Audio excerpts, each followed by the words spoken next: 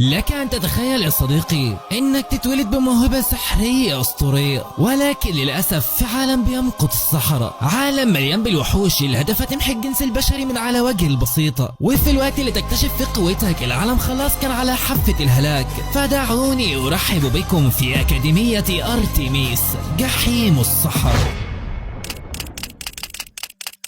اهلا بيك صديقي العزيز في فيديو اكشن دمار مولع نار النار. المعنى الحرفي لكلمة لا تحكم على الكتاب من عنوانه. انمي في البداية تفكره عادي ولكنه اسطورة صديقي. فمن غير ما اطول عليك في الكلام صلى على الحبيب المصطفى عليه افضل الصلاة والسلام، وهيا بنا نبدأ سرد الحكاية. ده هو سيت، عيل طيب مجنون بيحلم يكون ساحر ملوش مثيل، وهو دلوقتي في طريقه لملاقاة صاحبه تومي. بيكون مستنيه في الغابة، ولما سيت بيوصل عنده بيقول له ايه اللي اخرك يا عم انت. بيعتذر لست وبيقول له ما تقلقش هعوضك، وبيطلع كتب سحرية من معاه. تومي بيقول له هو انت سرقت كتب من مكتبة ألما مرة تانية؟ بيقول له ست ما اسمها السرقة بما ان محدش شافني وانا هرجعهم قبل ما حد يلاحظ. بيفتح ست احد الكتب السحرية وبيجرب تعويذة منهم ولكن ما كانش عارف يستخدمها، بيجرب تعويذة تانية وبرضه نفس الوضع. واخر لما بيتخانق بيستخدم سحره الخاص وبيجمع طاقة مهولة في قبضته وبيلكم صخرة بيطيرها. الله ده ايه القوة دي كلها يا عم الست. تومي طبعا بينبهر وست لسه هيتفشخر قدامه، بيلاقي الصخرة صدمت في المزرعة القريبة منهم وقطع من التيران جايب اقصى سرعته عليهم. الاتنين بيهربوا من المكان قبل ما يتعملوا ستيكر على الارض. وفي مكان اخر بنشوف الست دي وهي ألما الساحرة المسؤولة عن ست. كانت بتشتري شوية حاجات من المحل ولكن صاحب المحل ما كانش عايز يديها. الست بتتخانق منه بتهدده ان هي هتفجر له المحل، فبيروح يجيب لها الحاجة هوا. ما بالراحة يا حاجة ألما. ست في الوقت ده كان لسه بيجري من قطاع البقر اللي وراه. بيقول في باله ألما لو عرفت هتفشخني، ومش بيلحق يخلص الكلمة بيلاقيها جنبه الواد اتصدم يا عيني. وفي ثواني ألما بتستخدم السحر بتاعها وبتوقف المصيبة اللي الست عملها. بتروح علشان تديله على عينه ولكن بيجي اهل القريه وبيوجهوا اللوم كله ليها، فست وألما من الصحراء والبشر العاديين بيكرهوهم. ست بيحاول يقول لهم انا السبب وألما هي اللي انقذت الوضع، ولكن ألما بتوقفه وبتقول له مفيش فايده، البشر عمرهم ما هيفهموا وهيفضلوا يكرهونا بدون اي سبب. ألما بتقول لهم اللي هدفع ثمن الاضرار وبتاخد ست وبيمشوا من المكان في ثواني. بنشوف ست بعدها بينظف جدران القلعه الطايره بتاعتهم علشان خالف اوامر ألما وعمل مشاكل في المدينه. بيسال ست ألما انت ليه سمحتي لهم يرموا اللوم كله عليك النهارده؟ المفروض اننا صحراء وهم اللي محتاجين لينا. بتقول له يا ست البشر شايفيننا بنفس الطريقه اللي شايفين بيها وحوش النمسس اللي بيدمروا الامان اللي عايشين فيه. بمعنى تاني احنا وحوش، ولكن ست بيزعلها وبيقول لها احنا مش وحوش يا ألما، من غيرنا البشر هيكونوا في عداد الموتى. ألما بتكمل وبتقول له لو كل وحوش النمسس اختفوا من العالم ممكن ساعتها البشر يتعاملوا معانا بشكل طبيعي. اما تاني يوم بيروح ست يقابل تومي في الغابه، وكالعاده بيحاول يستخدم السحر بتاعه ولكنه بيفشل برضه. بيقول له تومي امي قالت لي امبارح ما العبش معاك علشان انت من الصحراء. بيتضايق ست طبعا من الكلام وبيقول له احنا اللي بنحمي العالم ده، فوحوش النمسس بتهدد العالم كله ومفيش غيرنا يتصدى ليها. ولكن في يوم من الايام انا ههزم كل وحوش النمسس اللي في العالم. وفجاه هما بيتكلموا بيلاحظ تومي شيء غريب بيسقط من السماء. ست بيتفاجئ وبيقول له دي بيضة نمسس. بيقول له تومي احنا لازم نقول لألما بسرعه، بس ست بيقول له للاسف مش موجوده. ألما راحت تحارب وحوش نمسس في جزيره تانية بعيد عنهم. ساعتها ست بيتشجع وبيقول لتومي خد الكل لمكان امن وانا هتصرف، فما تنساش ان انا الساحر برضه. بيوصل للبيت وبيجهز نفسه بكل الاسلحه والادوات اللي موجوده. الواد خد كل حاجه حرفيا. المفروض ان الخفافيش دي كانت توصله للقريه، ولكن ست كان تقيل جدا عليهم وبيقع من فوق. في الوقت ده كانت البيضه سقطت في المدينه والناس بدات تتجمع حواليها. بيجي تومي يحذرهم ولكن الكل بيفضل واقف مكانه. اهل القريه بيقولوا لازم ننادي الساحره ألما، هي اللي هتقدر تتصرف في الموقف ده. دلوقتي بس السحره بقوا مهمين، مش دول كانوا سبب الفساد والمشاكل. في الوقت ده حاجه بتسقط من السماء فوق البيضه وبيطلع بطلنا سيد بيقول لهم ما تقلقوش يا جماعه فين البيضه. بيقول له انت واقف فوقها يا غبي. بدايه مبشره يا صديقي، بقى الحل في ده والله هينقذ المدينه. البيضه بتبدا تشقى وبيخرج منها وحش النمسس. بيطير ست لفوق في ثواني بيستخدم عليه زجاجه متفجره ولكن للاسف من غير اي فايده. بيستعمل عليه السيف ولكن للاسف هو كمان بيتكسر. لكمه من الوحش في ثواني بتلزق ست في المبنى بيدمره حرفيا. تومي بيجري يلحق ست وهو وسط حطام المبنى مش قادر يتحرك. الوحش اول لما بيشوف تومي بينقض للهجوم عليه، ولكن ست بتصدى ليه في اللحظه الاخيره وبيحميه. بيقول ست لتومي يهرب بسرعه وست خلاص مش قادر يستحمل. بيحاول ست يقاوم قوه الوحش المهوله وشكلها هي دي نهايه ست يا صديقي. ولكن فجاه هجوم سحري بيسقط من السماء على الوحش بيبعده بعيد وبينقذ ست من تحت ايده. الكل بيستغرب من صاحب الهجوم ده وبيطلع الساحر العجوز ده هو وفرقته. ست واقف قدامهم وهو مصدوم، ده اول مره يشوف سحرة تانيين غير ألما. ولكن للاسف الهجوم بتاعهم ما كانش كفايه علشان يهزموا الوحش وبيقف مره تانية. بس في ثواني العجوز بيقوم اتنين من فرقته بيستخدموا سحرهم وبيقيدوا الوحش ده في لمح البصر. بيتحمس ست وبيقول لهم خلونا قاتل معاكم، انا عملت عملت كل اللي اقدر عليه علشان اكون ساحر زيكم. العجوز بيعجب باصرار بطلنا وبيقول له خلاص هنخليك تقاتل معانا، ولكن اهل القريه كالعاده بيكسروا بخاطر ست. بيقول له العجوز ما تثقش في الواد ده، هو سبب كل المشاكل. ست بيحبط ولكن العجوز بيوقفهم وبيقول لهم كلنا سحرة زي بعض، ومش عشان هو ضعيف ولسه في البدايه تتعاملوا معاه كده. في الوقت ده ختم الوحش كان على وشك الانتهاء. بيقول للعجوز لاهل القريه انتوا لازم تبعدوا عن المكان. بيقولوا له احنا اهالينا لسه في البيوت ومش هنقدر نسيبهم. بيقول لهم خلاص هنساعدكم في اخلاء بقى اهل القريه، ولكن محتاجين حد يقوم بدور الطعم ويجذب انتباه الوحش ده. بيسال ست لو تقدر تعمل كده، بيقول له ايوه. الكل بيسيب ست وبيمشي وخلاص الختم على وشك انه يتفك. بيجمع ست قوته وبيستعد لتوجيه ضربه للوحش، وبالفعل الختم بيتفك وبينفذ ست عليه ضربه قويه جدا، ولكن ست بيتفاجئ ان الوحش جسمه اتحول لمطاط. بينقض الوحش على ست وبيطارده، والواد بيجري ومش عارف يتصرف. الوحش بيقرب منه فبينط لفوق بيوجه له ركله، ولكن نفس النتيجه، الوحش مش متاثر بسبب جسمه. بيوجه لكمه ست ولكنه بيتفاداها وبيجمع قوته بهجوم تاني، ولكن الوحش بيطيره لبعيد بيلزقه في احد المباني. في الوقت ده بيوصل تومي هو واهل القريه عند ابوه في المصرف. بيعرفهم اللي حصل وان هم لازم يهربوا من المكان، وبيوصل العجوز وفرقته بيقول لهم هو انتوا لسه هنا؟ بنرجع لست اللي كان عنده خطه، وهي انه يستخدم السلسله دي علشان يقيد الوحش بيها. بيجذب انتباهه بالفعل، بيطرده وبيستغل الست ده وبيقيده، ولكن وسط ما كان واقف بيتريق على الوحش بعد ما قيده، والوحش بيغير وشه وبيستخدم السحر هو كمان. ست بيهرب على طول وهو متفاجئ، والوحش هجومه كان قوي لدرجه انه دمر جزء كبير من القريه. في الوقت ده كانت ألما راجعه للقريه، واول لما بتقرب بتحس بوجود الوحش فبتجري على هناك بسرعه. ست نجا من الهجوم ولكنه بيسمع صوت صراخ تومي. بنروح عند تومي والمفاجاه انه بيقوم مقيد هو وباقي اهل القريه، واللي عمل كده هو العجوز وفرقته. بيقول لهم دي غلطتكم علشان ما هربتوش من المكان بسرعه. العجوز وفرقته بيسرقوا كل الفلوس اللي في المصرف يا ابن الغداره. بيوصل ست على المكان وبيقول لهم ايه اللي بيحصل. بيقول له العجوز انت ساعدتنا كتير في الوقت اللي كنت بتشغل فيه وحش النمسس، فاحنا جمعنا ثروه هنا. اهل القريه بيفهموا ان ست متفق معاهم من البدايه. بيقول له انت كنت مصاحب تومي بس علشان عرفت ان ابوه شغال في البنك. بيحاول ست يدافع عن نفسه ولكن مفيش اي فايده. بيرمي له العجوز كيس فلوس وبيقول له شكرا على مساعدتك، ولكن ست بيطبق وش امه بالكيس.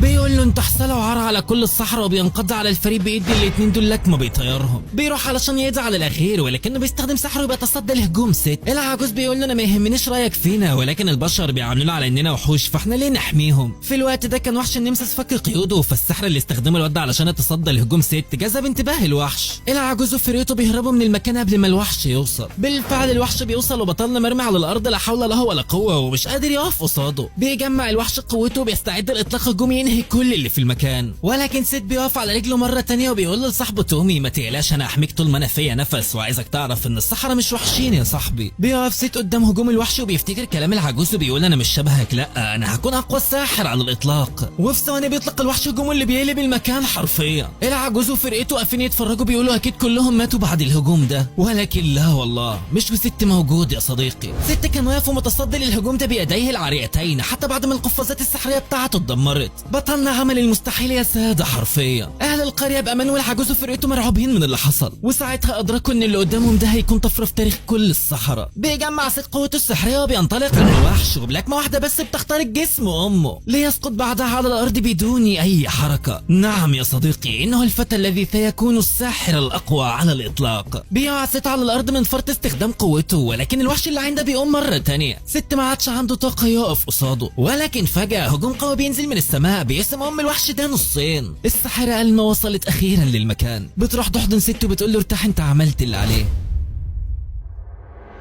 بيفوق ست بعدها في البيت وألما جنبه وبيسألها ايه اللي حصل. بتقول له ان تم هزيمة وحش النمسس وتم القبض على العجوز وفرقته وسلمتهم. بيقول لها كويس. بتقول له لا انا قلت لك كم مرة ما تستخدمش قوتك من غير القفازات. فرقة التفتيش لو شمت خبر عن الموضوع ده مش هيسكتوا وهيتم القبض عليك يا اهبل. فده بالنسبة لهم شيء غريب وما فيش ساحر عادي يقدر يعمله، وهم بيكرهوا اي حاجة غريبة ومش مفهومة. بتكمل وبتقول له انت شفت الموضوع اكتر من مرة صح؟ البشر والسحرة عمرهم ما هيفهموا بعض. بيقول لها ست يبقى انا هازم كل وحوش النمسس اللي في العالم علشان نعيش في امان. من النهارده انا عندي هدف واحد بس، هو ان الاقي رايدن معقل وحوش النمسس وادمرها بكل اللي فيها. ألما بتتفاجئ وبتقول له دي كلها خرافات واساطير يا ابني، المكان ده محدش عارف هو حقيقي ولا لا. ست بيقول لها ما يهمنيش انا هفضل ادور واحاول لحد ما الاقيه. ست بينام وبتروح ألما تقعد لوحدها وبتفتكر اول مره قابلته فيها. فمن 10 سنوات القريه بتاعت ست اتدمرت بالكامل بسبب هجوم النمسس، ومن شده القتال ألما سقطت مغمى عليها، ولما فتحت عينها في المشفى ما كانتش فاكره اي شيء عن نفسها، وكان جنبها الطفل ده وهو ست الناجي الوحيد من القريه. القريه، وهي دي الحادثه اللي فقدت ألما دراعها فيها. بيقول لها الدكتور انت تعرفي الواد ده، انت كنت حاضناه وسط النار وكانك امه وعايزه تحميه. من وقتها وألما مشيت رحله طويله بتدور فيها على اي شيء يرجع ذكرياتها، وما كانش فاضل لها اي شيء من الماضي غير الست.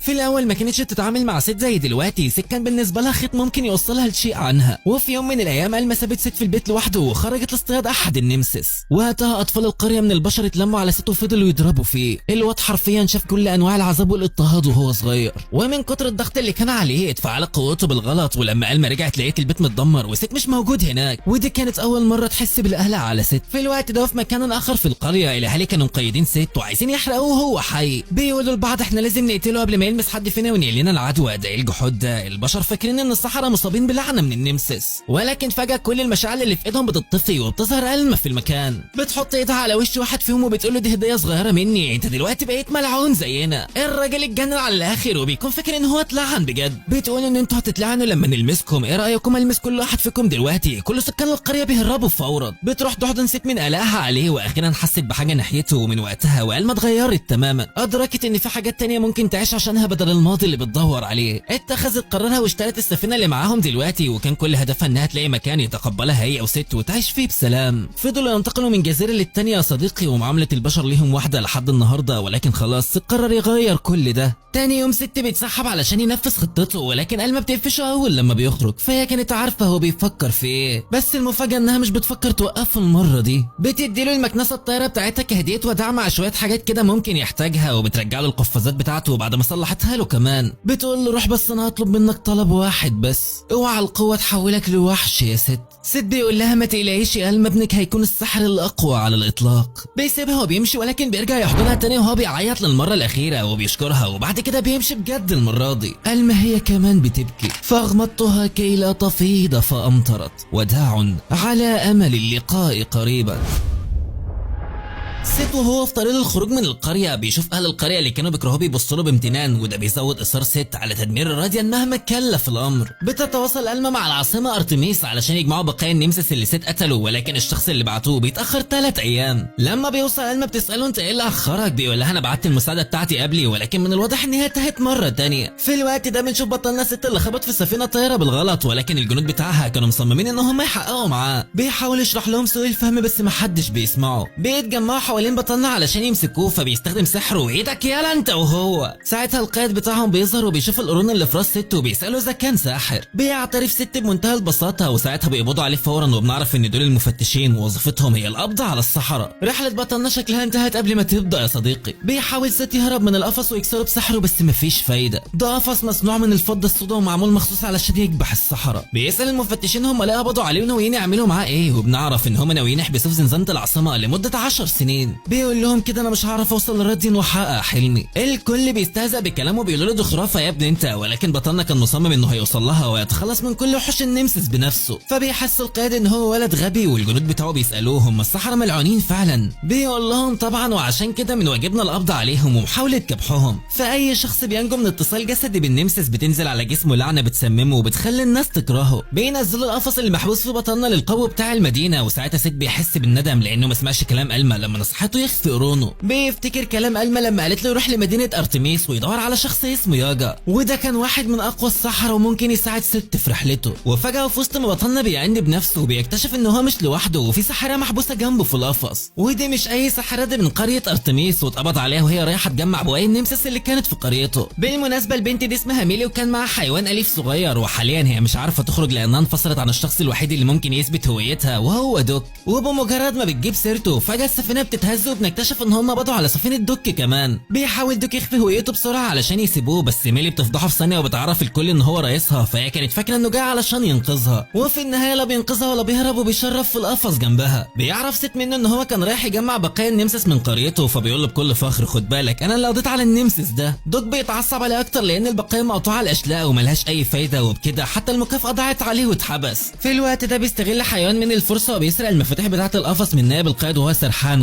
وبيساعدهم في الهروب، ولكن سيد بيصمم ياخد مكنسته وحاجته قبل ما يمشي، بس للاسف القائد دراجو بيشوفهم وساعتها بيقوموا جنوده بالقبض عليهم. بيستخدم سيد سحره علشان يبعدهم عنه وبيخلي ميلي ودوك يجيبوا حاجته، فبترجع ميلي عصايتها وبتبدا تصد هجمات الجنود، ولكن الهجمات بتاعتهم بتزيد لحد ما بيكسروا حاجز الحمايه وبيتجمعوا حواليهم مره تانية. ساعتها بتتحول ميلي لشخصيتها التانية وبتبدا تهجم عليهم بغضب، بتحاول تقنعهم يرجعوا السفينه بالهدوء ولكنهم بيرفضوا، فبتهجم عليهم لحد ما بتطيرهم من السفينه، ولكن للاسف مش بتاخد بالها من القائد اللي فجاه بيوصل عندها وبيكون لسه هيخلص عليها، ولكن سيد بيتدخل وقتها بكل شجاعه وبيطن ناحيتهم بالمكنسه بتاعته علشان يوقفوا. بيمسك ميلي ودوكو بياخدهم للسفينه بسرعه وبيتحركوا على ارتميس. بيهربوا بسرعه وبيسيبوا دراجو في صدمته بعد ما شاف ان الست استخدم السحر بيديه العاريتان. بعد شويه بيوصلوا لبوابه مدينه ارتميس اخيرا. بيروح ست علشان يسجل دخول وبيكون دوك شايل الهم لانه بكده هيكون الوصي بتاعه طول ما هو موجود في المدينه، بس فجاه بتيجي في بال دوك فكره للتخلص منه وبيحاول يقنعه يسجل اقامته في البلد علشان يعرف يقابل ياجا. بياخده علشان يلحقوا مراسم التسجيل فورا، ومن الواضح كده ان في سر في الموضوع. سيد بينبهر بالمدينه علشان مليانه بالصحراء من كل الاصناف ومحدش فيهم مضطر انه يخبي قوته. بيوصل لمكان المراسم وتقريبا كده كل سكان المدينه متجمعين علشان يرحبوا بالصحراء الجدد، وساعتها بيوصل مؤسس مدينه ارتميس وهو القط ده واللي اسمه ماجستي. بيرحب بالاعضاء الجدد وبيعرفهم ان هم يستفيدوا كتير من الاقامه وكل اللي عليهم ان هم يوقعوا العقد بس. بيحسس بالتردد في البدايه ولكن ماجستي بيفضل وراه لحد ما بيقنعه هو والباقيين، وبمجرد ما بيوقعوا بيفتح العقد الحقيقي وبيكتشف ان هم مدينين للاكاديميه ولازم يشتغلوا الصيادنه عندهم علشان يسددوا الدين ده. في اللحظه دي بس بنفهم سبب حماس دوك انه يسجله، فهو كان فاكر انه هيتخلص من ست بالشكل ده ولكنه بيقع في شر اعماله وبيكتشف ان الوصي بيتحمل نفس مسؤوليه الدين. ست وقتها بيفتكر ان ألما حذرته منه، ولكن بعدها حبيبي هو انت بتفتكر بعد ما المصيبه تقع؟ بيقرر ان هو ما يسمعش كلام ماجستي وبيعرفهم ان هيمشي بمجرد ما يلاقي ياجا، فبينهار دوك ساعتها. بيخرج ست بعدها للبحث عن ياجا مع ميلي وبيقرروا ياخدوا لفه في المدينه، فبيستخدموا كل حاجه بفلوس وبيزودوا الدين اكتر واكتر. مش بس كده، كمان لما بيروحوا للحانه علشان يسالوا عن ياجا بتتعصب ميلي على واحد من اللي قاعدين وبتفجر الحانه بالكامل. ساعتها الدين بيوصل ل 12 مليون وبياخد ست لقب ملك الديون. بيلاحظ ساعتها ان برغم الديون والمصاريف المجنونه دي الا ان الصحراء عايشين هنا بسعاده، ومجرد ما بيقول الكلام ده بيظهر راجل غريب جنبه بيقول له كفاره يا عم انت لسه واخد بالك، وبيوعده ان هو هيوصله لياجا، بس بيساله الاول عن رايه في اكاديميه ماجستي. فبيقول له ست ان القط ده مريب جدا بس على الاقل مفيش حد هنا بيناديهم بالمصابين او بيعاملهم بشكل مختلف، وكمان بيقدروا يستخدموا السحر من غير ما اي حد يبص لهم بنظرات مشبوهه. بيقول له طب انت عارف ليه ماجستي بيجمع كل الفلوس دي؟ ساعتها ميلي بتقول ان هما بيستخدموها في الابحاث علشان يكسروا اللعنات اللي عليهم، ولكن الراجل بيقول له في سبب تاني لا. وفجاه بتنطلق انذارات المدينه في نفس اللحظه وبيكتشفوا ان في هجوم جاي عليهم. وحده التفتيش مشت ورا بطلنا علشان تقبض عليه هو ودوك وميلي، ولكن وقتها بتظهر قوه مدينه ارتميس فالصحراء بيتصدوا لهم وبتوصل اوامر لهم بالتراجع فورا. بنكتشف وقتها ان ماجستي بيستخدم الفلوس لزياده نفوذ ارتميس وحمايه سكانها، وده غير ان في 13 ساحر هناك وكل واحد منهم قادر انه يقضي على الاف الجنود. يعني من الاخر كده عندهم قوه سياسيه وعسكريه وقتالهم اشبه بالدخول في حرب مع الامه بذاتها، وعشان كده بيقوموا يدرجوا جنوده بالتراجع للمقر الرئيسي، بس بيقرر يبلغ الجنرال توروك بقوه سيس فورا. وبمجرد ما بيتراجعوا بيقول الراجل العجوز للست ان دي هي قوه اكاديميه ارتميس،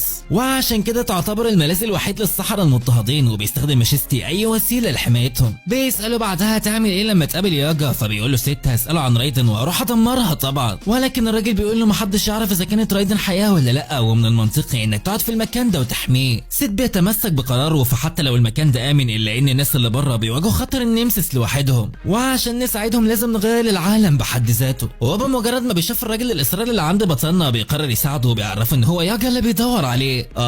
ده كده حلوت على الاخر. في تلك الاثناء بيروح دراجو للجنرال توروك وبيبلغه انه قابل ساحر عنده قرون بيستخدم السحر بايده بدون قفاز، فبيأمر الجنرال بمراقبه ست ولكن يحافظ على سريه الموضوع. اما ست فبيعرف نفسه لياجا وبيخرج الرساله اللي ألما بعتتها معاه وبيساله بعدها عن مكان الراديان، ولكن ياجا بيحرق الرساله بتاعت ألما وبيقول له سواء كنت تلميذ ألما او لا فانا مش هقدر ادي قوتي لحد من غير قوه، لو عايزني اعلمك يا ابني وريني قوتك واثبت لي انك تستحق ده. بيقول له ست بس كده بسيطه، بيجمع قوته زي العاده وبيضرب الشجره بكل ثقه وهو ضامن نجاحه، ولكن ياجا بيضربه بيقول له انت عبيط يالا، انت جمعت الفانتازيا في ايدك وضربتها، هو انت بتسمي ده سحر من اساس؟ بيقول له انا مش هقول لك اي حاجه عن ريديان غير لما تستخدم اساسيات السحر الهجومي. ومن تاني يوم بيطلع ست على بيت ميلي وبيترجع تعلمه السحر الهجومي، لكن ميلي بتعتذر له وبتقول انها مش بتعرف تستخدم السحر الهجومي غير لما بتتعصب وشخصيتها التانيه بتظهر، فبيطلب منها تعلمه ازاي يقدر يجمع الفانتازيا على الاقل، ولكن من غير فايده برضه. بيصعب عليها فبتقول له انا عندي حد ممكن يساعدك، وبتاخده بعدها عند دوك اللي كان بيستعد علشان يقابل حب حياته وهي الانسه ميلا صاحبه مقهى القدر. وبمجرد ما بيوصلوا بتخرج ميلا ترحب بيهم وبتتعرف على ست، فبيسرح دوك في جمالها كالعاده، وساعتها ابوها بيضربه وبيتخانق معاه. وكاعتذار وعربون صداقه لست بتقرر ميلا تعزمه على الاكل وبتقعد تتكلم معاهم شويه. اول لما بتعرف ان ست بيدور على ريديان بتعجب بشجاعته، بس ست بيقول لها ان محتاج يتعلم السحر الهجومي الاول، وعشان كده عاوز دوك يساعده بما انه باحث وكده. بس دوك بيقول له هو انت فاكر ان انا هوافق بعد كل اللي انت عملته معايا؟ مش كفايه الدين اللي انت دبستني فيه ده؟ انا ما بقتش عارف انام من بعد ما شفتك يا اخي. ولكن بكلمه واحده بس من ميلا بينسى دوك كل ده وبيقرر يلعب دور الشهم ويساعده، ولكن بيندم بعد لحظات وبيكتشف ان هو دبس نفسه. بيقول لست انا مش هعمل لك حاجه غير ان هقرا لك كتب التعويذ، وبيبدا بتعويذه توابل الشهب. بيحاول ست ينفذ كل تعليماته بس للاسف من غير اي فايده، ولكن مش بيستسلم وبيحاول يجرب مره تانية. واخيرا بينجح يجمع الفانتازيا فعلا، بس بيفشل في التحكم فيها وبيضربها في توك بالغلط بيطيره. بيحاول يعتذر له بعدها ولكن دوك بيتخلى عنه. بتحس ميلي بالذنب ساعتها وبتتحول لشخصيتها المجنونه علشان تقدر تساعده. بيقرر تعلمه بس بالطريقه الصعبه وبتبدا بالهجوم عليه علشان يصد هجومها، ولكن من غير اي فايده. فجاه هجمه بتطلع منها بالغلط ناحيه ميلا وبيحاول دوك ينقذها ولكنه بيتصاب مكانها. بيحس ست ان مفيش حل غير الهروب منها، ولكنها بتلحقه وبتستمر في الهجوم عليه وهي بتدمر المدينه. بيترصد بعد ما اتصاب من هجومها وقفازاته بتتقطع، وساعتها بيخبط في مبنى من المباني، بس فجاه بيكتشف ان الجسر اللي فوق ميلا على وشك الانهيار. فبيستخدم وابل الشهب علشان ينقذها، ولحسن الحظ بينجح، وساعتها مجرد ده ما بيحصل بترجع ميلا لطبيعتها وبتكتشف اللي هي عملته. فبيعتذر لها بشده وبيشكرها لانها ساعدته فعلا. بيروح لياجا علشان يوري له مهاراته وبيعترف ياجا بقوته فعلا، ولكن بيعرفوا ان راديان تعتبر منطقه محرمه واقوى السحرة على مر التاريخ حاولوا يوصلوا ليها ولكنهم فشلوا. وطبيعي ان ولد ساذج زيه مش هيقدر يخطي خطوه جواها، وعشان كده لازم يتدرب لحد ما يبقى من نخبه السحرة. بيقرر يقبله كتلميذ بس بيهجم عليه الاول علشان يختبره، وبيكتشف ان هو لازم يتعلم السيطره على قوته الاول. وبما ان ست ما عندوش بيت فكان بينام في الجنينه، ولكن حتى النوم هناك ما كانش ببلاش، وعشان كده امره دوك ان هو يلاقي مكان يقعد فيه. فبيقرر يطلب من ميلي انها تسلفه بيتها، ولحسن الحظ ان كان عندها اوضه زياده فبتوافق وبيتقعدوا فيها. بيبدا ست يتدرب يوم ورا التاني، وبعدها بيخرج مع ميلي ودوك للفطار في مقهى ميلا، وكالعاده بيتعكر مزاج دوك بسببهم. فبتعرض عليه ميلا انه يجرب خلطتها الجديده، وبرغم ان كل خلطاتها ما تتشربش بس مش بيقدر يرفض لها طلب. وعلى غير العاده بيتصدم دوك من الطعم لدرجه انه بيقول لها ان دي احسن قهوه داها في حياته، لكن مش بيلحق يتهنى كتير، وفجاه بتخرج ايد اخطبوط من البلاعه اللي تحت وبتشده لتحت الارض. بيتصدم ست وبيفتكر ان ده وحش نمسس، ولكن ياجا بيقول له ان ده مخلوق شبه الاخطبوط على وشك الانقراض واسمه سمكه الكراكن الشيطانيه، وعايش في المجاري لانها المكان اللي بيرمي في الصحراء كل حيوانات التجارب. بس لحسن الحظ ان هو مش بياكل البشر، لكنه بيحب القهوه وعشان كده ظهر ساعتها. بس المشكله ان دوك بيشرب قهوه دايما، وده خلى ريحه دوك قهوه، وممكن الوحش ده ياكله على الرغم من انه بشري. بنروح لدوك في الوقت ده اللي بيتصدم لما بيشوف الوحش اللي خطفه وكان بيشرب القهوه بتاعته. فبيحاول يهرب وهو مشغول، ولكن الوحش بيمسكه من رجله وبيبدا يشم فيه علشان ياكله بالفعل. ولكن فجاه بيشم ريحه قهوه قويه جدا من بعيد، بيتحرك ناحيتها بسرعه وهو ماسك دوك، وبنكتشف ان ست وميلي نزلوا بجردل قهوه كبيره علشان يستدرجوه وينقذوا دوك. بس ياجا رفض ان هو يروح معاهم وسابهم يتعاملوا معاه لوحدهم، لانهم لو ما تخلصوش منه مش هيعرفوا يتعاملوا مع وحوش النمسس. بيخرج الوحش عندهم فجاه من تحت الميه وبيطمنوا ساعتها بما انهم بيكتشف ان دوك عايش على الاقل. بينطلق ست للهجوم على الوحش علشان ينقذه، ولكن ضربته كانت ضعيفه جدا لدرجه ان الوحش ما حسش بيها اساسا. وفجاه بيسرق القهوه منهم وبيهرب بسرعه. بيحاولوا يوقفوه ولكنه بيضربهم بالحبر بتاعه لحد ما بيفقدوا الوعي. في تلك الاثناء كان دراجو ورجالته مستمرين في مراقبه ست، وبيحس دراجو انه ولد عادي ومش خطير زي ما الجنرال فاكر. اصل مش معقوله ولد زي ده عنده القوه اللي الجنرال قال له عليها. بيرجع ست وميلي للمقهى بعدها وبيقرروا ان هم يجربوا خطه جديده. بيستخدموا الافخ اللي ميلي بتستخدمها في القبض على النمسس، ولكن دوك اللي بيقع فيها وبيهرب الوحش بالقهوه مره تانية. بيحاولوا يمسكوه بشبكه الصيد بعدها، بس للمره التانية بيقع دوك في الفخ بدل الوحش. بيقرروا يخدروه، بس اظن احنا عارفين ايه اللي هيحصل. وساعتها بتفقد ميلي اعصابها وشخصيتها بتتحول وبتهجم عليه ولكن من غير اي فايده. فبترجع للمقهى مع ست وهم تعبانين، وبيسالهم ياجا اذا كانوا عايزين يستسلموا، وبيحاول يحبطهم ويخوفهم من المخاطر، ولكن ست بيرفض تتخلى عن دوك مهما حصل. بتحاول ميلا تهديهم وبتجيب لهم اختراع من اختراعاتها كالعاده، وساعتها بتيجي في بال ست فكره مختلفه. بياخد جردل القهوه وبينزلوا لاستدراج الوحش، بس المره دي بيكون شايله بنفسه. دوك بيحس بيأسه وبيأمرهم يسيبوه في حاله، وبيقرر يعيش في المكان ده وخلاص، لان حياته مليانه كوارث ومفيش فرق لو عاش هناك او هنا مع الكائن ده. الله، اخيرا شفت حد بأس منك يا صديقي. ولكن ست بيقرر ينقذه غصب عنه وبيرمي جردل القهوه عليها علشان ينفذ خطته. بيتصدم دوك لان بالشكل ده الوحش هياكله، ولكن بيكتشف ان ده خطته بالفعل. وبمجرد ما الوحش بياكله بيرجع كل اللي في بطنه بسرعه، وبيكتشف دوك ان هم دلقوا على ست قهوه بخلطه ميلا الغريبه. ولما بيخرج ست ساعتها بيستغل ضعف الوحش وبيهجم عليه بمساعده ميلي. هجومه الاول مش بينجح فبيجمع قوه اكبر، والمره دي بيكون على وشك القضاء عليه، بس دوك يوقفه بسرعه لانه بقى بيعتبره صاحبه فعلا ومش هيقدر يتخلى عنه. بتفوت الايام وبيستمر سيت في تدريبه مع ياجا، ولكن فجأة قفازاته بتتقطع اثناء التدريب، فبياخدهم ياجا منه وبيديله قفازات من الفضة السوداء علشان يمنعه من استعمال السحر. ولما سيت بيشغل دماغه بيحاول يشيلهم بيتكهرب، وبيكتشف ان ياجا بيعاقبه لانه بيستخدم الفانتازيا بشكل عشوائي وبيأذي نفسه في النهاية. سيت كان مختلف معاه في الرأي وشايف ان تجميع كمية كبيرة من الفانتازيا بتدل على قوة صاحبها. ساعتها ياجا بيسأله انت ايه هدفك من تجميع كل القوة دي؟ بيقول له علشان كل ما اكون اقوى كل ما ده كان احسن وهقدر اقضي على النمسس بسرعة. ساعتها بيقول له انت مركز على سعيك على القوة لدرجة انك ناسي اهم حاجة. بيقرر ما يشيلش منه القفازات غير لما يعرف ايه هي الحاجة دي، وبيهدده بالطرد لو شالهم بنفسه. بيتعصب سيت لانه مش فاهم كلامه اصلا، بس ابو ميلا بيقول له ان ياجا مش بيقول كلام ملهوش معنى. وقتها بيوصل دوك على المكان وبيقول لهم بقى لان ماجستي طلب يقابلهم. بيروحوا يقابلوه بيقول لهم ان استدعاهم لان ديونهم زادت جدا لدرجة ان هي بقت اعلى ديون في الاكاديمية. فبيفرح سيت وميلي لانهم حققوا رقم قياسي جديد، اما دوك فبينهار جنبهم وبيقول لهم هو انتوا بتضحكوا على ايه؟ ما الدين ده في رقبتي انا كمان. بيكمل ماجستي وبيقول لهم ان هم لازم يسددوا الدين ده، وبيدبسهم بعدها في شوية مهمات، وكانت مهمة سيت وميلي هي تنظيف سطح الاكاديمية. وفجأة اثناء التنظيف بيلاحظ سيت وميلي مكنسة غريبة رايحة ناحية بوابة الخدمات.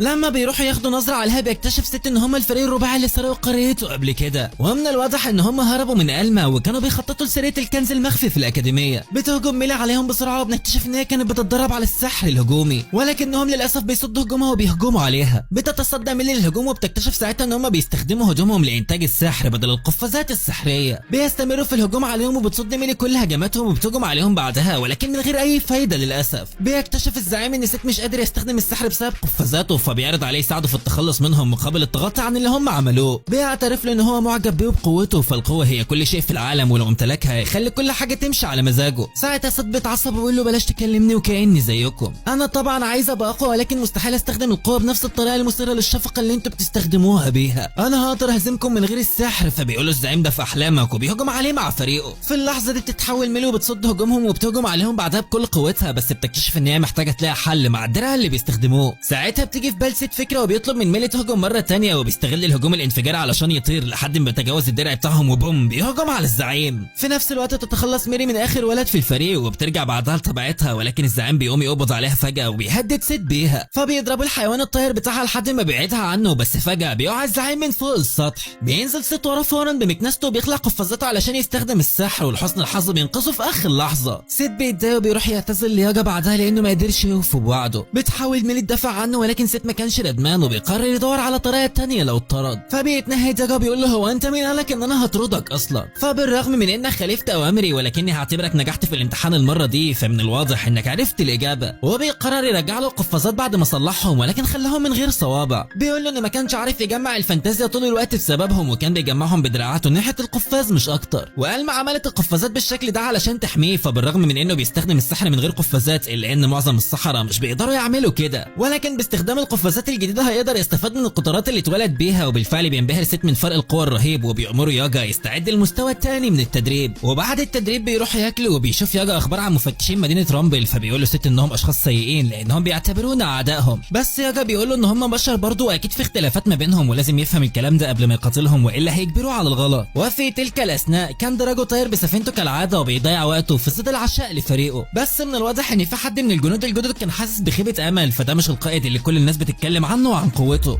وبعدين من امتى والقائد بيحضر ل10 رجالته بنفسه؟ مش المفروض يكونوا بيقاتلوا الصحراء للحفاظ على نظام العالم برضه؟ دراجو بيلاحظ خيبه امل وبيحاول يقنعه ان هو مش راجل خارق زي الاشاعات ولا حاجه، ولكنه مركز على النجاح. ولكن فجاه بتحصل عاصفه بتدمر السفينه، وبيقضي الجنود الليل في تصليحها، وبيضطر دراجو يساعدهم كمان. بتوصل رساله من فرقه تانية في منطقه جنبهم سفينتهم اتحطمت وبيطلبوا مساعده فورا. ومش زي ما انت ما توقعت يا صديقي، الضرر ما كانش بسبب العاصفه، ده كان بسبب وحش نمسس. اما سيت فكان متفاجئ من كلام ياجا وبيقول له بدهشه يعني كده في اشخاص طيبين في وحده التفتيش؟ فبيأكد ياجا على كلامه وبيقول له الكلام ده بينطبق يا ابني على كل الناس سواء كانوا سحرة او حتى ناس عاديين، فكل شخص بيعبر عن نفسه، ولو عمموا الكلام على الكل واخدوا حد كويس بذنب المجموعه ساعتها هيكونوا زي البشر اللي بيكرهوا كل السحرة. بنرجع تاني لدراجو اللي بيروح يساعد السفينه المحطمه الخاصه بالقائد دايموند، وبيساله ايه اللي حصل للنمسس بعد ما هاجم عليهم، ولكن دايموند ما كانش مهتم بيه اصلا، فهو ما صدق يتخلص منه وكان عايز يوصل للغنيمه اللي معاه في المقر الرئيسي. لما بيسالوا دراجو عن الغنيمه بيوري له مجموعه السحرة اللي قبض عليهم. الوضع ما كانش مريح لدراجو وبيبدا يشك فيه، وبيساله انت ليه طلبت مساعدتنا؟ بيقول له دايموند علشان تساعدوني في تصليح السفينه طبعا، وبالفعل بيضطر رجالته يساعدوهم لحد ما بيصلحوها. ولكن فجاه بيظهر النمسيس اللي هجم عليهم مره تانية، وبيفتكر دايموند ان هو بيطاردهم، ولكن دراجو بيلاحظ ان هو مش مهتم بيهم اصلا. ومن الواضح ان هدف النمسيس ده البلد القريبه منهم. دايموند مش بيهتم بالمدينه ما دام هيكونوا في امان، وساعتها بيعترض الجندي الجديد وبيقول له بالشكل ده المدينه هتتدمر. بس العين اللي اسمه دايموند ده ما كانش مهتم غير بالقضاء على الصحراء وبس.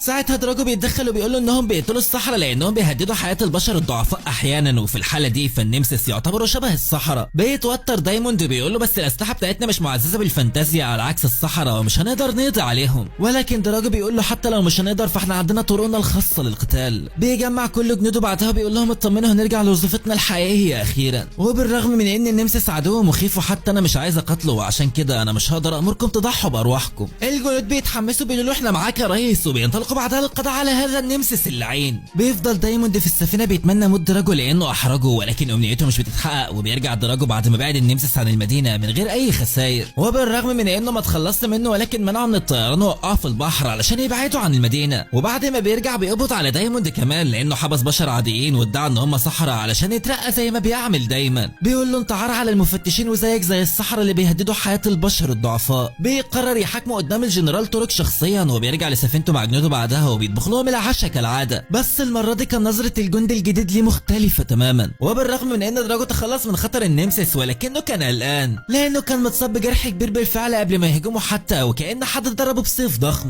بيفوت الوقت وفجاه بيحصل مهرجان في ارتميس، وبيتفاجئ سيت لما بيكتشف ان ماجستي بيعمل مهرجان كل ما يحب، وبيفتكر انه بيعمل حاجه كويسه اخيرا. لكن دوك بيقول له انه بيقيم المهرجانات دي من ناحيه المكسب المادي وبيحاول يجمع العملات الاجنبيه، ده غير انه بيعمل علاقات مع الدول وبكده بيضمن ان وحده التفتيش مش هتعمل مشاكل معاهم بسهوله. بينصحه يستغل الفرصه ويشارك في سباقات المكانس يمكن يفوز بالجائزه الماليه ويسد جزء من دينه. بالفعل بيقرر سيت وميلي يشاركوا يا صديقي، وبيكتشفوا ان الجائزه 10 مليون ولكنهم محتاجين يدفعوا رسوم المشاركه في البدايه. وبما ان مفيش معاهم فلوس فطبيعي ان هم مش هيقدروا يشاركوا، فبيظهر ولد غريب كده وبيقول لهم امشي انت وهي من هنا، ده مش مكان للفقراء. بيكتشفوا ان ده بطل سباق المكانس السابق واسمه نيكي، وكان مشهور باستغلال فلوسه ونفوذه في الوصول للي هو عايزه. بيبدا الواد ده في استفزاز سيت لما بيتكلم عن ألما وعن رفضها للانضمام لارتميس، وبيقولوا ان اكيد بتهرب طول الوقت لانها ضعيفه. ساعتها بيتعصب سيت وبيقول له اياك تتكلم عن ألما بالسوء، انت ما تعرفهاش اصلا يالا. ولكن نيكي بيستفزه اكتر وبيتحداه يفوز عليه في السباق بما انه تلميذها، وساعتها هيقدر يصدق كلامه. بالفعل بيوافق سيت على التحدي من غير اي تردد، وبتلاحظ ميلي ان هو بيثق في ألما جدا، فبيحكي لها عنها وعن ازاي ساعدته لحد اخر لحظه حتى انها تخلت عن مكنستها وادتها له، وعشان كده لازم يفوز علشانها هي كمان. بيشارك سيت في السباق وهو مبسوط بالمكنسه بتاعته، بس بيتفاجئ بعدها من المكانس المتطوره اللي بيشوفها مع بقيه المتسابقين، بالذات المكنسه بتاعت نيكي واللي كانت من احدث طراز. ولكنه بيصمم يفوز عليه مهما حصل، وبتشارك ميليها كمان علشان تساعده. وطبعا دوك بيتدبس في رسوم المشاركه وعشان كده عايزهم يفوزوا باي ثمن، ومن الواضح ان سيت هيعملها فعلا يا صديقي. فمع بدايه السباق بيبدا يتجاوز باقي المشاركين بالرغم من ان مكنسته قديمه لحد ما بيوصل لنيكي وفريقه واللي بيكونوا محتلين الصداره. ولكن فجاه ماجستي بيظهر بمكنسته العملاقه وبيبدا في الهجوم على المشاركين علشان يتخلص منهم ويفوز بالفلوس لنفسه، ده غير ان الخسران ديونه هتزيد يعني مكسب من كل النواحي. لكن ميلي بتصد هجمته وبينطلق ست للهجوم عليه علشان يتخلص منه، فبيضربوا ماجستي بمدفع النار وبيفتكر الكل انه خسر. ولكن لا والله، ست بيصد هجومه بفضل تدريب ياجا وبينطلق للهجوم عليه، فبيضطر ماجستي انه يهرب وبيفجر سفينته. بعدها بتفقد ميلي توازنها وبتقع بسبب الانفجار، ولكن ست بينقذها بسرعه وبينطلق بكل سرعته علشان يكمل السباق. بيقرب من خط النهايه وخلاص فاضل لحظات على الفوز،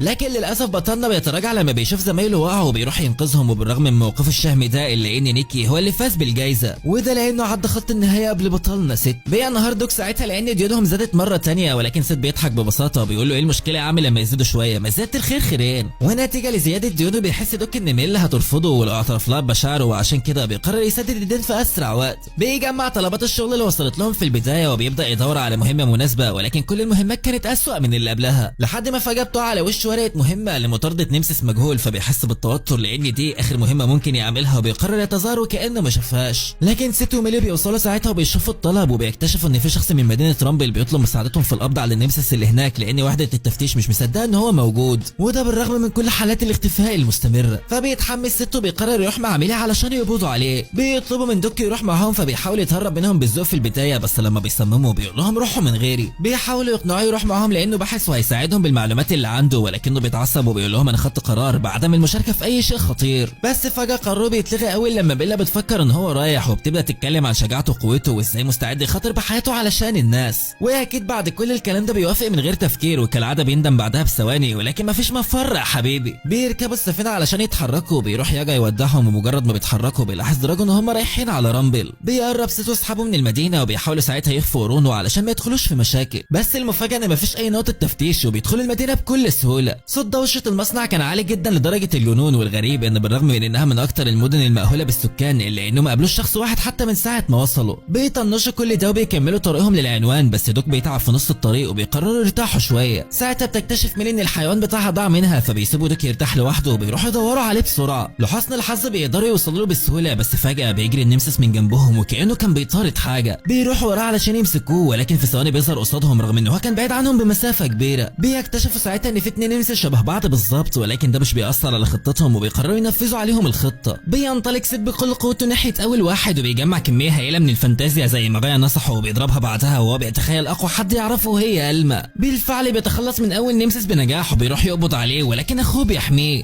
فجاه بيقوموا يجروا هما الاثنين وكأن حد بيستدعيهم، فبيجري سيت وميلي وراهم علشان يمسكوهم بسرعه، بس المفاجاه ان هما بيلاقوا جيش كامل من النمسا الظهر وبيجري معاهم وكأنهم منومين مغناطيسيا. وفي ثواني بتظهر ايد شخص غريب قصاد سيت وهو طاير بيشد جوه المبنى بسرعه، فبيكسر له مكنسته. بيظهر بعدها شخص غريب جسمه ملفوف بالشاش، فبيساله سيت بغضب هو انت مين؟ بيقول له انه غريم. بيساله سيت عن سبب اهتمامه بالنمسس، فبيقول له ان هو بيطاردهم زيه، ومن الممكن ان انتوا تكونوا المفتاح للعثور على الشخص اللي بطارده بقالي سنين كتيره. بس سيت بيتعصب ويقول له بس النمسس دي لينا، فبيكتشف غريم ساعتها انه شغال مع فريق وبيساله عن مكان الباقيين. سيت طبعا مش بيرضى يجاوبه، فبيخرج غريم سيفه العملاق وبيقول له انا مش هكرر كلامي مره ثانيه، ويا ريت تفتكر اجاباتك كويس. بيساله مره ثانيه ناوي تعمل ايه مع النمسس، ولكن سيت مش بيجاوبه وبيبدا يجمع الفانتازيا وبينطلق للهجوم عليه. غريم بيضربه برجله اول لما بيقرب منه، وبيكتشف ساعتها انه لازم يشل حركته علشان يعرف ياخد منه اجابات، وبينطلق للهجوم عليه هو كمان. بس سيت بيصد هجومه وبيهجم عليه مره ثانيه علشان يشتته، وبينط بعدها وبيحاول يضربه برجله على غفله، ولكن غريم بيفجر كميه ضخمه من الفانتازيا بمجرد ما بيقرب منه.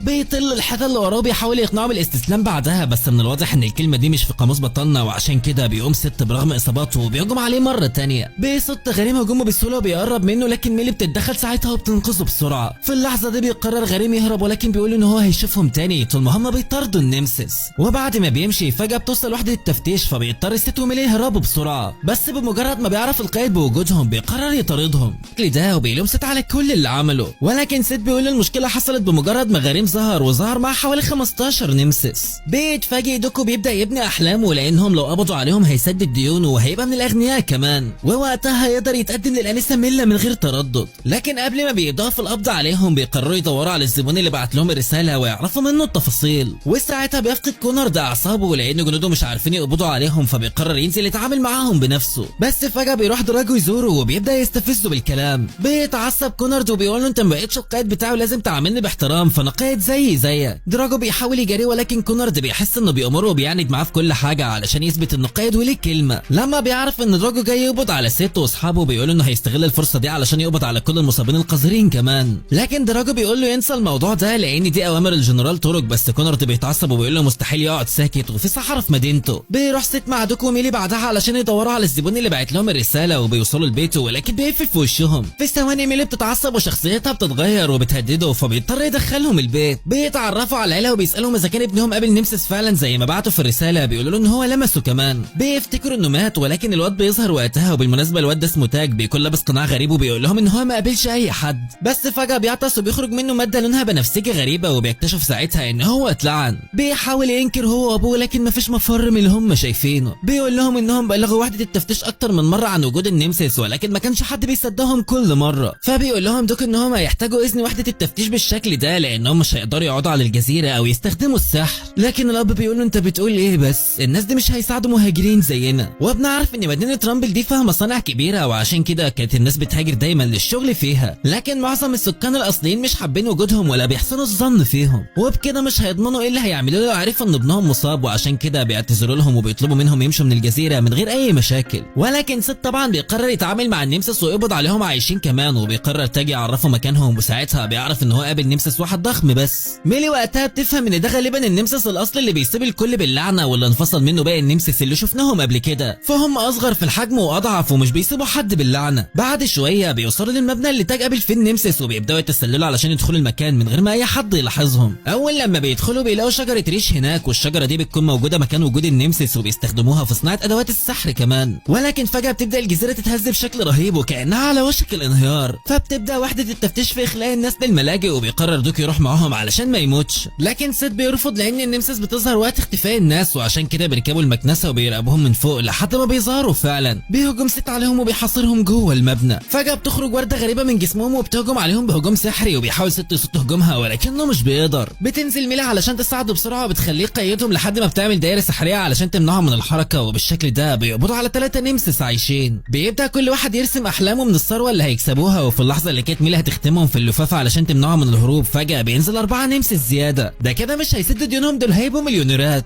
بيوصل غريم عندهم وبيقتل كل النمسيس، وبالشكل ده بيدمر احلامهم في نفس اللحظه وبيهرب بعدها. لكن ميلي بنت الخبيثه بتحط عليه علامه تتبع في اخر لحظه، وبكده مش هيتفاجئوا مره تانية. وبسبب تصرفاته الغريبه دي بيشكوا ان السبب وراء الاختفاءات اللي عائله تاج قالت عليها في الرساله. بيقرر دوك يرجع لارتميس وما يكملش المهمه لانه تعبان، ولما بيصمم على رايه بيساله ست عن العلامات الغريبه اللي ظهرت على جسم النمسيس وهو بيقاتلهم، فبيقول انه بيدرسهم بقاله سنين ولكنه ما عرفش الهدف منهم، والحاجه الوحيده اللي اكتشفها انها بتلمع لما في سحر بيسيطر على النمسيس، والسحره اللي بيسيطروا عليهم دول اسمهم المروضين. في الوقت ده بنشوف بنت غريبه بتعزف على الناي وبيتجمع كل النمسيس حواليها، وبتعتذر للنمسيس الاصلي على موت النمسيس الباقيين. بتقول له انها اخيرا وصلت للمرحله النهائيه بعد 15 سنه. تاني يوم بياخد دراجو لفه في المدينه، وفجاه بيشوف واحد من اتباع كونورد مجمع الناس وبيقنعهم ان المهاجرين هم السبب في الحادثه اللي حصلت امبارح. بيقول لهم ان هم بيتعاونوا مع السحرة والمصابين لاسقاط المدينه، ومن الواضح كده ان في هجوم ارهابي هيحصل زي اللي حصل من 15 سنه وما ينفعش يكرروا المأساة دي مره تانية. بالفعل بيتاثر الناس بكلامه وبيحس كونورد بالرضا لان خطته ماشيه بنجاح، فبيروح دراجو يواجهه بخطته، فبيحاول ينكر في البدايه ولكنه بيعترف بعدها انه عايز يتخلص من كل المهاجرين القذرين اللي لوثوا البلد. فبيبدا دراجو يجادله شويه، بعدها بيقول له انت مش شايف انك مشغول بالمهاجرين لدرجه انك سبت النمسيس ياخدوا راحتهم في المدينه؟ بس كونورد بينكر وبيساله اذا كان عنده دليل.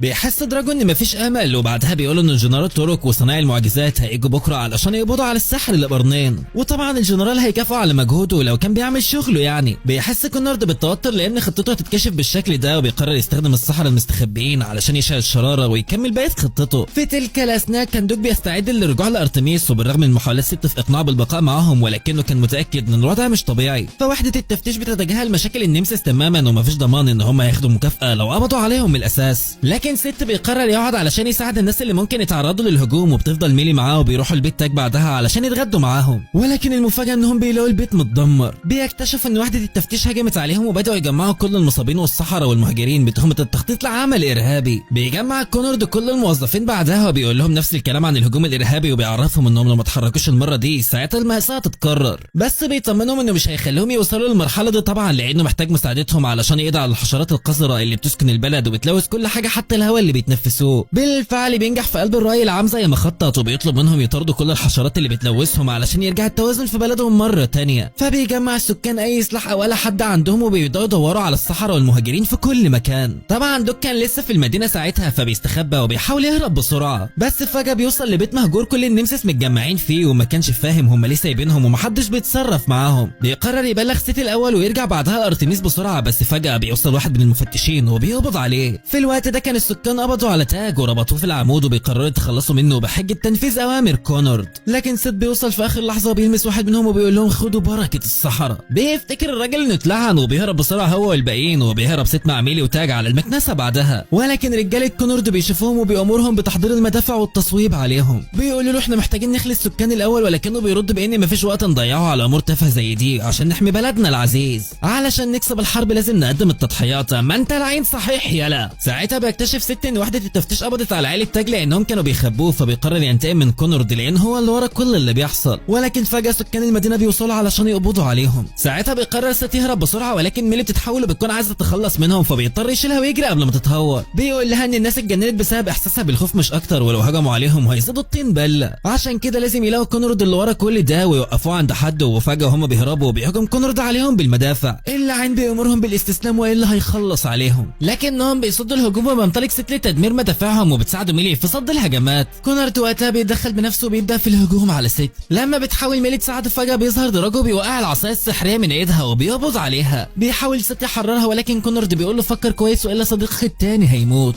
بيعرف ساعتها ان دوك محبوس في قفص وحالته ما تبشرش بالخير، وبيحبسوا ميلي معاه. بيبدا كونورد في ضرب ست في الارض وبيسحب القفازات بتاعته علشان يمنعه من استخدام السحر، ولكن دراجو بيحذره ما يقللش من شانه ويمشي معاه علشان يكمل تحقيقه. وبسبب حالة دوك الحرجة بتحاول ميلي تعالجه ولكن مش بتقدر لان مش معاها عصايتها السحرية. ده غير ان هما محبوسين في قفص من الفضة السوداء، فبيحاول دوك يعرفها موضوع النمسيس بس للاسف مش بيلحق يقول اي حاجة. في تلك الاثناء بيتحرك كونورد لشارع 12 المتجمع فيه المواطنين، وبيمسك سيت وتاج قصاد الكل وبيقول لهم ان السيت اعترف له بان المهاجرين كانوا بيخبوا مصاب بينهم. ومش كده وبس، دول كمان بيخفوا قطع من النمسيس في الاحياء الفقيرة كسلاح مباغت. لكن سيت بينكر كل الكلام ده فورا وبيقول له ما حصلش، المروض هو اللي بيتحكم فيهم. كونورد كان عارف بالفعل ولكنه كان بيأثر على المواطنين علشان يلاقي حجة لتنفيذ خطته الإجرامية. وبمجرد ما بيحقق هدفه بيقفل البوابات وبيحبس المواطنين وبيقول لهم ان كل شخص موجود هنا هيتم القضاء عليه، سواء بقى كان ساحر او حتى كان بشري عادي، لان مفيش وقت للإخلاء. سيت بيتعصب وبيقول له هو انت بتعمل ليه كده؟ فبيقول له كونورد انه بيكره ثقافتهم وافكارهم القديمة وكل حاجة عنهم وعشان كده عايز يتخلص منهم. بيتصدم سيت من مبرراته الغبية وبيقرر يوقفه بنفسه وبيجمع الفانتازيا في ايده وبيضربه بكل قوته. فبيتصدم كورند انه بيستخدم السحر من غير قفازات، لكن هجوم سيت مش بيوقفه وبيأمر رجالته يستمروا في القاء المتفجرات على الناس. ولكن لحسن الحظ غريم بيوصل ساعتها وبيمتص كل الطلقات جوه الشاش بتاعه. بيعالج سيت جروحه بعدها وبيسأله اذا كانت المروضة تبقى صاحبته، ولكن سيت بيقول انه ما يعرفهاش اصلا. بيرد كل الطلقات اللي امتصها ناحية المدافع علشان يدمرهم ويساعد سيت كنوع من الاعتذار على اساءة فهمه. بيعرفه انه كان بيدور على المروضة من البداية. في نفس اللحظة بتظهر المروضة فوق برج الساعة وبتبدأ تجمع في الفانتازيا حواليها لحد ما بتعمل اعصار رهيب. بتتحكم في النمسيس بعدها وبتبدأ في نشرهم في المدينة، فبينطلق غريم بسرعة علشان يوقفها والا هيكونوا في ورطة. بيطلب سيت من تاج انه يستخبى وبيقرر يوقف البنت دي بنفسه، ولكن كونورد بينطلق بسرعة علشان ينتقم منه. بيحاول سيت يقنعه ان ده مش وقت مناسب للقتال، بس ساعتها بيكتشف ان كونورد متفق مع البنت بالفعل وعشان كده بيتجاهل النمسيس. في نفس الوقت ده كانت ميلي محبوسة مع دوك الميت، وفي نمسيس بيقرب منهم يعني لو ما خرجتش هتموت معاها هي كمان.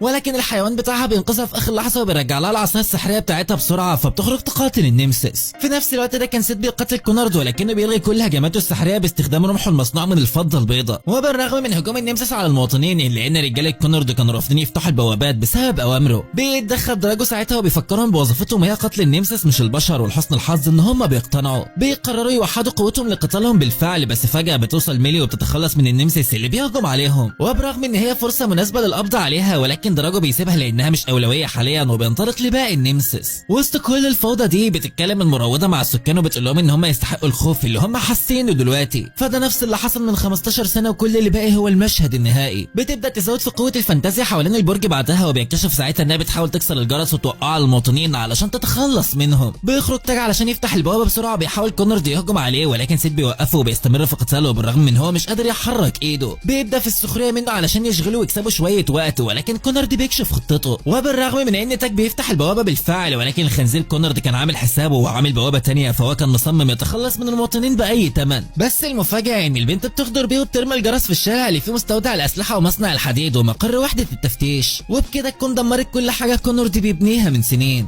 بينفكر كونورد من الغضب وبيسالها انت ليه عملت كده؟ بتقول له ايه رايك احكي لك قصه صغيره عن الماضي. بتبدا تحكي له عن حياتها من 15 سنه لما وحده التفتيش قبضت عليها هي واصحابها المصابين وقرروا يجندوهم من القضاء على النمسيس. وبعد ما رحب سكان المدينه بيهم فجاه اترموا في السجن مع المجرمين، وبدا السكان يطالبوا بقتلهم كمان. ساعتها ظهر لهم بصيص من الامل واللي كان بيهون عليهم كل اللي بيحصل ده، وهو اوكسمار قائد وحده التفتيش. كان بيفكرهم دايما ان هم مش وحوش وادالهم انها علشان يشتتوا نفسهم عن اصوات المواطنين المزعجه، ولكن في الشخص ما كانش عاجبه التغيير اللي حصل. الشخص ده هو كونورد اللي كان عايز يتخلص منهم باي ثمن ودايما بيفكرهم انهم وحوش. بس اوكسمار كان بيتصدى له وبيعرفه ان مفيش فرق بينه وبينهم وعجزه عن تقبل المختلف هو سبب ضعفه. وساعتها زاد غضب كونورد وقرر ينتقم منهم بالفعل. في البدايه مثل انه صاحبهم وفتح لهم البوابه علشان يهربوا، ولكنهم ما كانوش يعرفوا انه نشر خبر هروبهم من قبلها وزرع الرعب في سكان البلد. ولما وصل اوكسمار علشان يساعدها ما كانش باقي غيرها، فخدها للسجن مره تانية وحاول يهون عليها كالعاده. بس تفتكروا ان كونورد هيسكت لحد هنا؟ لا والله. ففي يوم من الايام فجاه انتشر الخبر بظهور نمسيس في المدينه، وساعتها طلب كونورد من اوكسمار ان هم يستخدموا البنت دي في القضاء عليه. وبالرغم من انه اعترض في البدايه ولكن ما كانش في حل تاني، وعشان كده طلب مساعدتها وقرر يحميها بنفسه. كونورد وقتها غدر بيه وفجاه هجم عليه قصادها وتخلص من صاحبه التاني علشان ما يفتنش عليه. ولكن قبل ما يخلص على البنت اتدخل اوكسمار باخر قوه باقيه عنده وساعدها على الهروب. وفي وسط ياس البنت قررت تستخدم النار علشان تهدي نفسها، وساعتها اكتشفت قدراتها على ترويض النمسيس.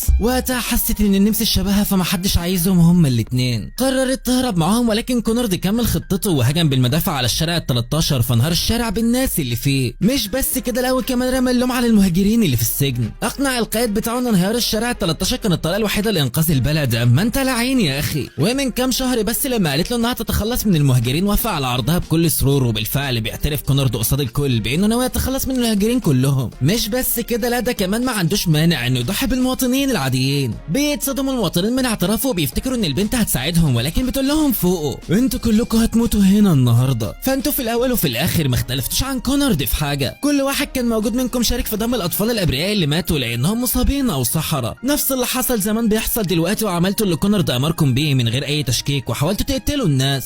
وبما انكم بتحبوا يبقى عندكم قائد يوجهكم، فاسمحوا لي اوجهكم لموتكم المره دي. بتبدا تجهز الاعصار مره تانية، ولكن غريم بيتدخل ساعتها وبيوقفها، وبيقرر كونرد يستغل الفرصه دي وبيامر جنوده يضربوا المواطنين بكل الاسلحه اللي باقيه. بيزيد غضب ست لانه السبب في معاناه الكل، وبيقول له انه ضعيف ومستحيل يحقق حاجه من غير ما يخدع الكل. بيفقد كونرد اعصابه وبيهجم عليه بكل قوته، ولكن ست بيصد هجومه بايد واحده ومن غير اي ذره فانتازيا. بيهجم كونرد مره تانية وبيطيره لبعيد. ست بيصد هجومه بالفانتازيا وبينطلق الهجوم عليه بكل قوته، وبيصد كونرد هجومه بالرمح، وبيقول ان كل اللي حصل ده بسببهم هم، ومجرد وجودهم في العالم يعتبر خطيئه، فايه المشكله في القضاء عليهم. ومع كل كلمه بيقولها لست كانت قوه ست بتزيد لدرجه انه بيدمر الرمح بتاعه، وكمان بيمتص هجمته باستخدام الفانتازيا علشان يقلل الضرر على جسمه. وبرغم ادراك كونرد لقوته الا انه كان مصمم يقضي عليه، بيطيره بعيد وبيهجم بعدها بالرمح في نفس اللحظه علشان ما يعرفش يصده. بس المفاجاه ان ست بيمتص هجومه جوه الشاش زي ما غريم عمل بالظبط. بيجمع كميه رهيبه من الفانتازيا في ايد واحده وبينزل عليه لحد ما بيتخلص منه. ست بقوته دمر الجدار اللي كان واقف عليه بالكامل. بالشكل ده بيفتح الطريق لكل المواطنين الهروب، وساعتها بيظهر دراجه عنده وبيقرر يعتقله. لكن المراوده بترجع تهجم عليهم مره تانية، فبيقرر يسيبه علشان يتعامل معاها ويقبض عليه بعدها. بينطلق ست علشان يوقفها، وفي نفس الوقت ده كان غريم بيقاتلها بكل قوته ولكن بتصد كل هجماته. بيعمل ستار دخان علشان يشتتها ويقبض عليها، وبيسالها مين اللي علمها ترويض النمسيس، فالقدره دي بتحتاج سنين لاتقانها. مش بتجاوبه فبيهددها بانه هتخلص من كل النمسيس. ساعتها البنت بتخرج نسل مخفي وبتهجم عليه، فبيتوتر غريم اول لما بيشوف الدم وبيهرب بسرعه. اما ميلي فكانت بتقاتل النمسيس بكل قوتها، بمجرد ما ست بيوصل عندها بتبدا تعيط وبتقول انه دوك مات، لكنه بيخرجه من شنطته وبيقول لها انه بقى طفل رضيع، وبيكتشف ان هو بعد ما مات رجع مره تانية للحياه في هيئه طفل لان لعنته هي الاستنساخ. واثناء احتفالهم برجوعه فجاه بيوصل غريم وبيحذرهم من قوه المروضه، وبينصحهم يهربوا من الجزيره دي بسرعه قبل ما تقضي عليهم مع الكل. لكن ميلي بتقول انه عندها خطه لتقييد قوه النمسيس، وبيقرر غريم يساعدها ساعتها وبيطمنها ان هم هياخدوا دوك لمكان امن. بينطلقوا بعدها لناحيه المروضه لتنفيذ الخطه، ولكنها بتهجم عليهم بالنمسيس فبيتخلص منهم، ولكن بتزود قوه الهجوم لحد ما بتصيبه. بس فجاه في حد بينقذه وبياخده جوه البرج بسرعه، وبنكتشف ان ولد عنده قرنين زيه. بيحس غريم بنبضات ست وبيتاكد ان هو لسه عايش، فبيكمل خطته مع ميلي. بيوصلوا للمروضه وبيشتتها غريم بستاره دخان، وبتهجم ميلي عليها بعدها ولكنها بتصد هجومها. بتنط على الناي وبتضربها في وشها بسرعه، ولكن المروضه بتحدفها بعيد وبتهجم عليها اكتر من مره. بتهددها انها تخلص على كل سكان المدينه لو صمموا يتدخلوا في انتقامها، فبتحاول ميلي تكلمها علشان ترجع للي هي بتعمله ولكنها بترفض. فبتخرج صندوق السرقه وبتختم الفانتازيا بتاعتها جواه، وبالشكل ده بتمنعها من استخدام السحر او السيطره على النمسيس.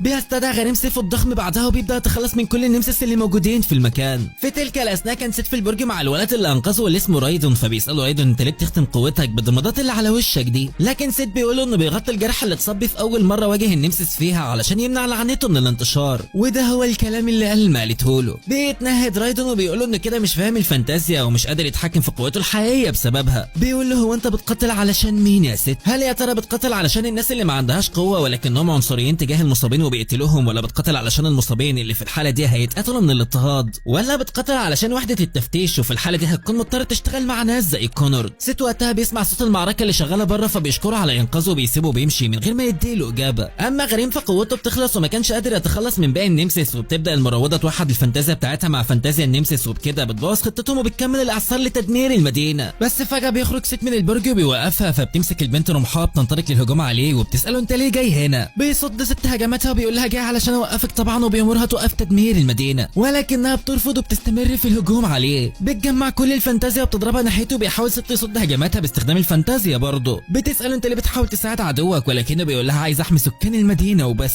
ساعتها بتفقد اعصابها وقوتها بتزيد لحد ما بتصيبه وبتقول انهم ما يستحقوش. لكن ست بيقوم مره تانية وبيقول لها ان كونرد هو السبب في كل ده، لكنها بتقول له لو فاكر ان التخلص من عضو واحد من وحده التفتيش هيكون كفايه تبقى عيل ساذج. فالناس اللي بتشجع وحده التفتيش علشان يوصلوا اللي هم عايزينه ويحموا نفسهم وبس. بيقول لها احنا لو قتلناهم لانهم عنصريين ناحيتنا هنكون بنعمل نفس اللي كونرد عمله. بتقول له مهما عملنا عشانهم هيفضلوا خايفين مننا وبيندهونا بالمصابين. بتساله هو واقف مع مين بالظبط، ولكنه بيقول لها انه مش واقف مع حد، انا هستخدم سحري علشان انقذ الكل. بتهجم عليه مره تانية وبتقول الناس اللي انت بتنقذهم دول بيضطهدوا الصحراء وحرموني من امي وقتلوا صحابي، ووقت ما النمسس بيظهروا بيستنونا نضحي بحياتنا علشان ننقذهم. لو ناوي تحمي ناس زي دول فانت مش زيي. وبتهجم عليك كل قوتها بعدها، ولكن ست بيقاومها وهو بيصرخ ان هي غلطانه. فبتوقف البنت هجومها وبتروح تتكلم معاه، وبيعترف ست بانه مش قادر يسامحهم زيها وفكر كتير في تدمير كل حاجه، ولكن ألما وقفته دايما كان حاسس بالاحباط وعشان كده فاهم كل حاجه هي بتعملها. بتحس البنت بالراحه وبتعيط على كتفه ساعتها، ولكنه بيكمل بانه مش عايز يبقى الوحش اللي هم فاكرينه. بيشد اللفافه اللي مختوم فيها قوه النمسس اللي موحده قوتهم معاها، وبالشكل ده بيلغي هجومها وبيمنع وقوع الجزيره. البنت بتكون فاكره انه هيسلمها لوحده التفتيش، ولكنه بيقول لها ان ده مش هيحصل. بيسالها ايه اللي هتستفاده لما تكون شريره. بتقول له الصراع ما بين البشر العاديين والصحراء موجود من زمان ومفيش حل غير انهم يختاروا الجانب اللي هيقاتلوا فيه، لكن سيد بيقول لها ان مفيش داعي لاختيار جانب معين، وبيطلب منها تساعده في تدمير الرايتن، وساعتها هتخلص من كل النمسس وهيعيشوا كلهم كاصدقاء مع الكل. ولكن فجاه بيظهر مجسم ضخم بشكل راجل عجوز، وبيكتشف ساعتها ان ده الجنرال توروك وصل مع صانع المعجزات وبيستخدم قوه خاصه اسمها قوه المعجزات. بيامرهم العجوز بتسليم ست لانه متهم بقتل العقيد في فان. فبيتفاجئ ست لانه ما يعرفش حاجه عن الكلام ده، بس الغريب انه كان حاسس انه عارف الاسماء اللي ذكرها. قبل ما يدافع عن نفسه فجاه بتقبض عليه المروضه اللي اسمها هيلمن بالمناسبه، وبتقرر تستغله لانها بتحس انه مهم. بتعرض على وحده التفتيش ان هي تسلمه بشرط تحرير كل السحرة اللي في السجون والتوقف عن مطاردتهم، ولكنهم بيرفضوا طبعا. فبتتحرك مع الست لحد ما بتوصل للفافه بتاعتها، وبتوحد قوتها مع النمسس مره تانية وبتهجم عليهم. بتستغل تشتتهم وبتدي اللفافه لست وبتقول انها مش هتقدر تشاركه رحلته، وبتنطلق لقتال العجوز مره تانية. بيحاول ست يساعدها ولكن غريم وميلي بياخدوه على المكنسه وبيهربوا. وفجاه وهي مشغوله في القتال مع العجوز بيوصل الجنرال توروك وبيطعنها في ظهرها. ساعتها بيفقد ست اعصابه وبينطلق للهجوم عليه بكل قوته، بس فجاه بيظهر واحد من صناع المعجزات وبيوقفه وبيقرر يقتله. فبيبدا ست يتحول بشكل غريب وكأن حد سيطر عليه، وبضربه واحده بس بيهزمه. بينطلق بعدها لمقاتله العجوز سانوتاري وبيصيبه اصابه كبيره. بيفعل الجنرال توروك قوه سيفه وبيهجم عليه ولكنه بيصد هجومه. فبيطيروا الجنرال لبعيد وبيهجم سانتوري عليه، فبينهار المبنى من تحت وبيوقعه. لكن غريم وميلي بيمسكوه بيهربوا بسرعه وبيروحوا المنطقه فاضيه، وبيخرج غريم تابوت فيه ناس عايشين. بيكتشفوا ساعتها ان الاختفاءات اللي حصلت كانت بسببه فعلا، ولكنه كان بيخفي الناس علشان يحميهم. فجاه بتوصل سفينه ضخمه من ارتميس بتاخد ست واصحابه وبيهربوا بسرعه. في الوقت ده بيدخل ست لذكرياته وبيشوف بيرون هناك. بيساله ليه عمل كده، فهو اللي كان بيتحكم فيه وحوله لوحش، ولكن بيرون بيقول له ان دي كانت الطريقه الوحيده لانقاذه. بيتعصب وبيقول له انه ما كانش عارف يفرق بين العدو والصديق، وشاف صور وذكريات ما يعرفهاش، وبيساله اذا كان هو السبب برضه. بيقول له بيرون ان دي قوته وكانت دايما عنده، وكل اللي عمله هو مساعدته للوصول ليها. بيقول له ست انت مين اصلا وليه شبه كده، فبيقول له بيرون انه هو اخوه الكبير. انت ليه حاسس بالاحباط بالرغم من انك هزمت كونورد، فبيقول له انا عارف بان في اشباه كونورد كتير ومش عارف ازاي اوقفهم كلهم. بيساله اذا كان هيقدر يوصل لرايدن ويصلح كل حاجه، ولكن بيرون مش بيقدر يجاوبه وبيقرر يسيبه يفكر لوحده. بعد اسبوع بيفوق ست من غيبوبته اخيرا وبيكتشف ان غريم عالجه وانقذه مره تانية، بس فجاه بيحس بوجع وهو بيتكلم. فبيقول له غريم ان هجوم توروك هو سبب الجروح دي، وللاسف قوه سيفه بتقطع السحر وبتدمر الاسلحه السحريه، وانهم مش بيقدروا يعالجوا الجروح اللي بتحصل بسببه باي سحر كمان. بالشكل ده ممكن ما يقدرش يستخدم الفانتازيا بايده المصابه مره تانية، ولكن ست ما كانش متضايق لانه ما بيعملش حاجه بقوته غير الدمار. بيسال ايه اللي حصل لمدينه رامبل، فبيقول له ان صناع المعجزات بيشرفوا على اعمال الترميم هناك. محدش عارف ايه اللي هيحصل بعد غياب كونورد، ولكن هتكون احسن على الاقل. بيسالهم عن النمسس بتاعه هيلمن وبتطمنوا ميلي ان هم عايشين بسلام في منشاه خاصه بالاكاديميه، فبيحس بالراحه لانهم قدروا يحميهم زي ما طلبت على الاقل. بيروح يزور الانسه ميلا بعد غياب طويل، وساعتها بيعرفوا ان كل المدينه بتتكلم عنهم لانهم الابطال اللي انقذوا مدينه رامبل، وتحديدا ست اللي انقذ الناس من ساحره شريره معروفه بالمروضه.